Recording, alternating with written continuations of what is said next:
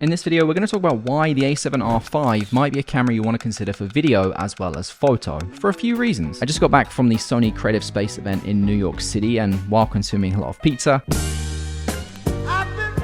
we got a couple of days hands-on with the A7RV. Got to run around New York City shooting some stuff with it, and it got a few of us thinking about how this is a very capable video camera as well as being a predominantly stills-based camera. Now, the first one that was immediately evident to me was the way that the screen rotates. We're used to the flippy screen on the A7S3 here, but now we have a vertical, whatever that is called, where it flips up that way as well. It's crazy. Flippy screen, crazy. So it's a screen that can do the best of both worlds. There are times when that screen will actually get in the way, so having a screen that can go that way as well is going to be pretty handy. On top of that, the screen has had a massive increase in the number of dots that's on the back of it, which means essentially it's higher resolution. Previously we had 1.4 million dot screens, and it doesn't sound like that huge amount of difference, but when you try it firsthand, you'll see exactly what I mean. It's immediately evident. It just looks so much nice. It has a pop to it that you just didn't have before with the screens on the A7S3 or the FX3. Now, the FX30 actually has this same 2.1 million dot screen on it as well now, so I'm kind of hoping that this is an indication of what we are going to be getting on all future Sony cameras, hopefully. Fingers crossed. The IBIS has gone up to an incredible 8 stops, and that is body only. That's not combined with anything you might have inside of a lens as well. So if you want to shoot handheld, you now very easily can. I mean, I always shot handheld with the A7S3 as well, but this is a level above that. Now, we're not at the point where we can replace a gimbal yet, but we're stepping in the right direction. Looking at some of this video on the screen right here, you'll see exactly what I mean. This is completely handheld using the 8 stops of in-body stabilization. I believe this was with the 24-70 as well, so there is no OSS built into that lens. It just was obviously better, even on the back with those little tiny screens, how much better the stabilization was compared to anything we've had before in a Sony body. It might not be for everyone, but I can definitely see a use for this. There's times at weddings while I have a second camera with me just kind of on my shoulder for little pickup shots, and I will shoot handheld, and I can see myself using this a lot. We're on the 16th floor of my hotel room here looking down. Stabilization right now is turned off. We're at 70 mil. Watch as soon as I turn stabilization on. Now we're on. I'm moving the camera around ever so slightly, and there's no movement. Hello. If you are watching this and you get any value out of it, or if you like it, just hit that subscribe button down below, maybe the little thumbs up as well. It does help, believe me. And worst case, if you decide you don't like me or anything I post, just unsubscribe. You have 4K 60 on there, 10-bit 422, much like you do with the A7S3 and the FX3. However, there is a 1.2x crop on there. Stabilization will work within those modes as well, and you will have a little tiny 0.1x crop on top of that if you choose to use the stabilization. Now, there is no 4K 120 on this. I don't shoot 4K 120 anymore, but you do have something that I'm pretty interested to try out more, and that's 8K. Up to 24 frames and 30 frames per second, with a little crop on there as well of 1.24x. Now, 8K, people think, oh, you don't need 8K, you don't need that resolution, and I 100% agree. The thing that 8K gets you is flexibility with cropping and reframing in post. Now, this is something we were used to before when we used to output everything in 1080p, and a lot of people still do as well, but I put most of my stuff into 4K. And when you shoot in 4K, you really don't have that much play to zoom in and still have a decent quality.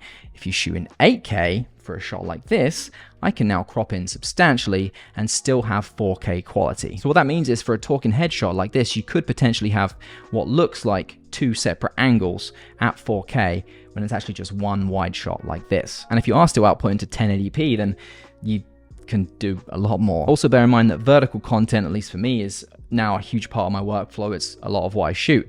And if you shoot 8K wide, you can still have a lot more flexibility to move and reframe everything if you're outputting to a vertical timeline. So that might be something you want to consider, if not for anything else. 8K, very useful for cropping for vertical video. Now, a note with the 8K is that there is no stabilization unless you want to use Catalyst Browse. It still records the gyro data, so you'd have to do that in post. And it is 10-bit, but it is only 420, not 422. Now, you also have Super 35 mode within this camera in 4K, something we don't have on the A7S III or on the FX3, which I'm shooting with right now. That was because of the sensor. There's obviously a different sensor in this camera, so you can now shoot in Super 35 mode in 4K. So all of your lenses have 1.5 times more reach if you needed to get that reach out of them, if you didn't have the right lens with you, or if you're at a wedding, something I do a lot, and you need a little bit more zoom, you can do that. There is times when it happens quite a lot for me, and this is something that I missed hugely when I came from the A7 III originally, and the A7 IV had it as well. And it's a very useful feature for very specific situations. It's not going to be for everybody, but I know I would love to have this feature back. Now, you don't unfortunately have 4K 60 in Super 35 mode. It only goes up to 30 frames per second, but I'll take that over not having it. I believe the only camera that can do 4K 60 with that Super 35 mode is the A1.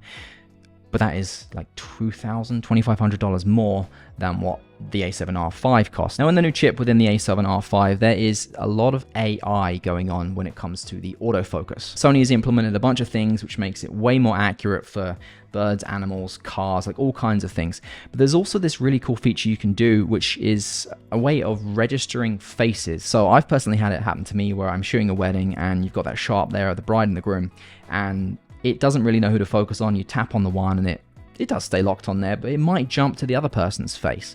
What you can actually do is register a face within the camera and then tell it to only focus on that person. You're gonna go down to the autofocus tab, subject recognition, and then you're gonna go to face memory, and then you press the plus sign to register somebody's face. So I'm gonna go ahead and take a picture of you, Chris.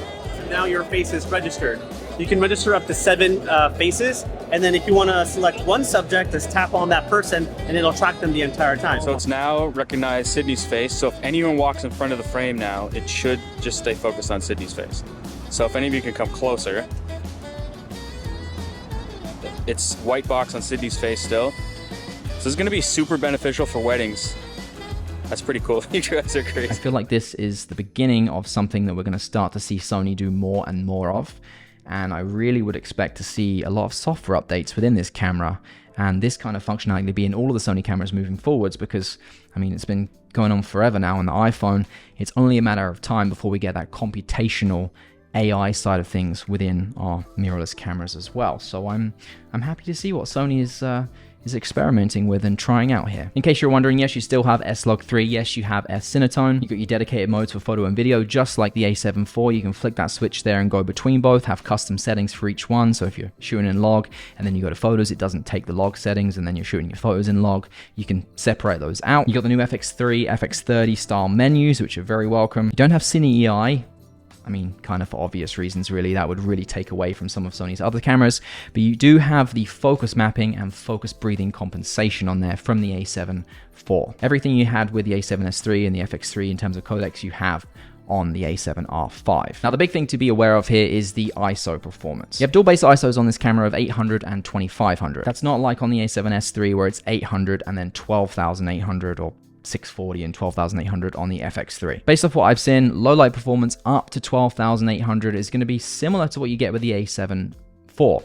So in those mid-tier ISOs, if you're at like 5,000, you'll probably see better performance with this camera, with the A7RV, than you will with the A7S III or the FX3 if you're at an ISO of 5,000. Now at 12,800, either of these cameras, the FX3 or A7S III, are going to clean up and have less noisy images. But up to 12,800, the A7RV is going to be very capable for those lesser light situations. So depending on what your usage is, if you're looking for a much higher megapixel count camera, the A7RV has a lot of the core functionality video features that I use. And as a B or C camera to something like the FX3, you might find this is a camera that offers you a ton of value. And I think I'm really going to sell the A7S III to replace it with this A7RV because of the potential that this camera has and the price that it really is going for. I can probably sell this and maybe put in a couple $100 and get that camera. That's what I'm thinking right now. We have till December to find out, but that's that. I'll see you in the next one. Take care.